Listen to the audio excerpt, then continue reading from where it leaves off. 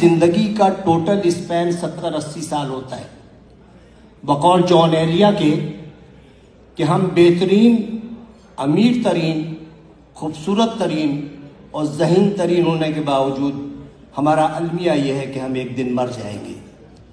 ہمیں یہ سوچنا چاہیے کہ ہم تمام دنیا کی نفرتیں ایک دوسرے کے ساتھ اسی دنیا میں چھوڑ کے جائیں گے، اور جو ہم جس اولاد کے لیے بہت زیادہ کرتے ہیں وہ اولاد ہمیں تھوڑے دن بعد دیوار پہ لٹکائے گی، اس کی اولاد ہمیں اسٹور میں رکھ دے گی، اور جب چوتھی نسل آئے گی تو ہم گاربیج کر دیے جائیں گے۔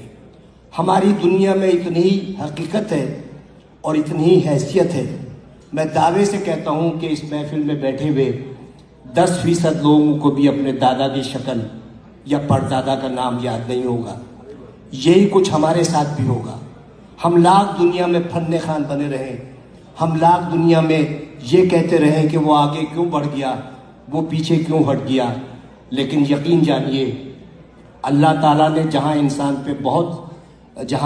پہ اتنے احسانات کیے ہیں، وہاں ایک بہت بڑا اس کا احسان یہ ہے کہ اس نے 3 چیزیں اپنے پاس رکھی ہیں۔ وہ چیزیں یہ ہیں کہ میں جسے چاہے عزت دوں، جسے چاہے ذلت دوں، میں جسے چاہے زندگی دوں، جسے چاہے موت دوں، اور میں جسے چاہے رزق دوں اور جسے چاہے مفلسی دوں۔ اب آپ سوچیں کہ اگر عزت دینا میرے جیسے کسی چھچورے آدمی کے ہاتھ میں ہوتا تو عزت دار صرف میں ہوتا اور آپ سب کی بے عزتی ہوتی۔ اگر رزق دینا میرے جیسے کسی آدمی کے ہاتھ میں ہوتا تو میرے گودام بھرے ہوتے اور آپ سب بھوک سے مر رہے ہوتے۔ اگر اسی طرح زندگی یا موت میرے ہاتھ میں ہوتی تو صرف دنیا کی آبادی ایک شخص کی ہوتی، کیونکہ میں سب کو موت سے ہمکنار کر دیتا۔ اس راز کو سمجھنے کے لیے ضروری ہے کہ محبت اور نفرت کے بنیادی فرق کو سمجھیے۔ بہت بال برابر فرق ہے۔ محبت کے لیے کہتے ہیں کہ محبت اندھی ہوتی ہے، محبت اندھی ہوتی ہے اور نفرت اندھا کر دیتی ہے۔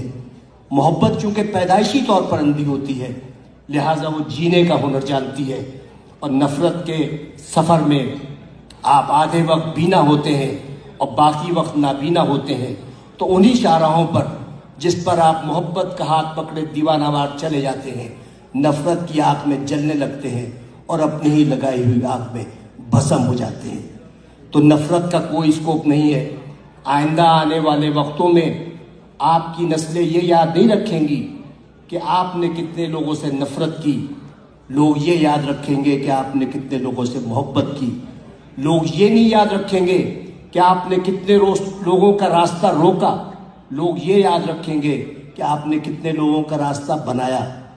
لوگ یہ نہیں یاد رکھیں گے کہ آپ کتنا پڑھ گئے، لیکن لوگ یہ یاد رکھیں گے کہ آپ نے کتنے لوگوں کو پڑھوا دیا۔